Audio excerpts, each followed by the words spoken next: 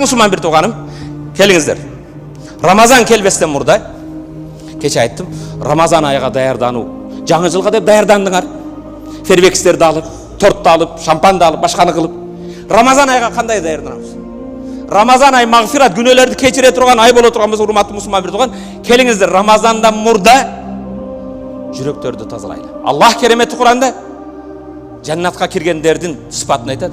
Бейишке кирелек, бейиштин бир жыргалыны элестеттиле. Бейиште эмне жыргалчылык бар деп кече бирөөдөн сурасам, хурлайым бар дейт. Үрлөр бар дейт. Beyişteki bir cırgalçılıkın birisi ve neza'ne ma fi sururihim min gillin ihwana ala sururi mutakabilin. Jannatka kirgenlerдің жүрөгүдөн кек сактоо, көрө албастык, кызгануу деген сезимди жулуп салдык. Ihwana ala sururi mutakabilin. Алар сөөрүлөрдө бир тууган болуп, бирини бир бет маңдай болуп кубанышып отурат. Машалла, менин бир тууганым келген турбайбы? Ушулда жаннатта турбайбы деп. Жаннатылардын бир сыпаты не экен? Жүрөгүндө кек сактоо, көрө албастык жок. Jannatga kirбестен murda, Ramazanга kirбестен murda kegile. Jannattın bir damın tartam deseng, Ramazan kelelek murda. Koşnanga bolgon, kesipteşiңe bolgon, klassdaşıңa bolgon, ayıldaşıңa bolgon, начальниң bolgon, kızganуу деген, kek saktoo деген жулуп сал.